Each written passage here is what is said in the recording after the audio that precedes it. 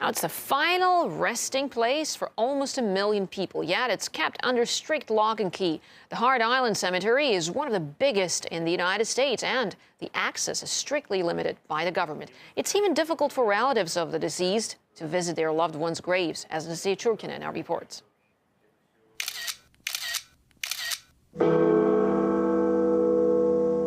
A place kept from the public eye.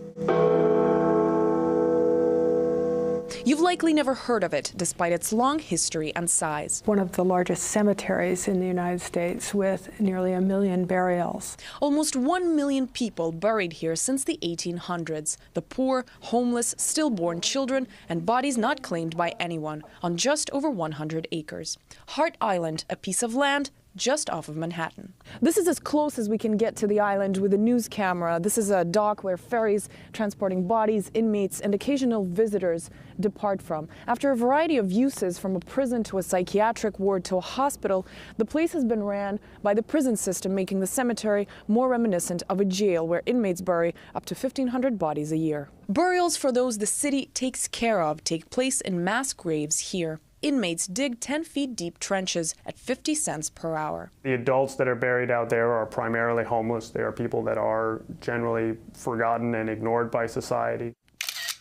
Photographer Ian Ference was able to get these images by reaching the island in secret on a handmade boat. The most striking thing when we first landed and hid our boat, about 4 in the morning, was that we almost stumbled into an open burial. We stepped out onto some plywood and then realized that the plywood was covering coffins. Controlled by the city's Department of Correction, the location is difficult to access, and visits, if any, are strictly regulated. I had a live child, and she's gone, and I have no control over going to a cemetery to visit her. Former Navy Commander Elaine Joseph's 5-day-old baby girl died 36 years ago. At 23, all by herself, while the grieving mother was trying to figure out funeral arrangements, she found out that her child had already been buried by the city. The people are not properly informed in the hospitals as to what it means to allow the city to take care of it. Elaine was given a death certificate with no indication of where her daughter ended up.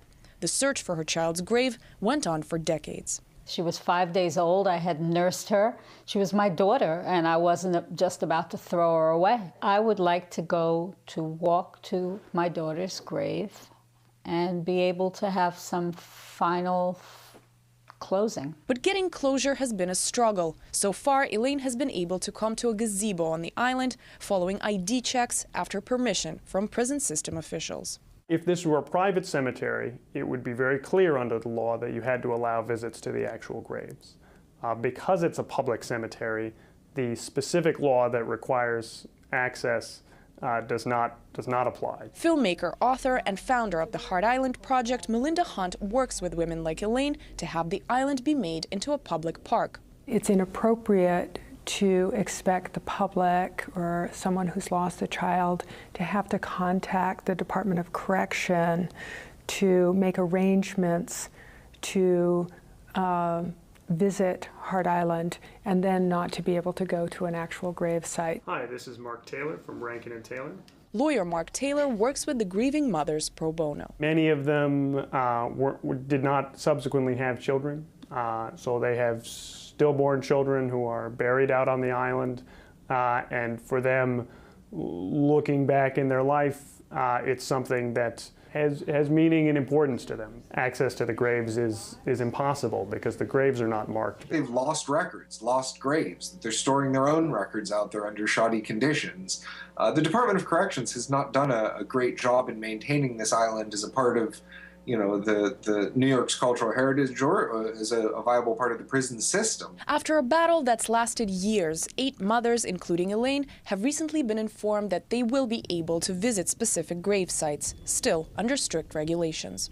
But until the island stops being ran by those who run prisons, this place holding almost 1 million people will continue to treat those fighting for closure like inmates.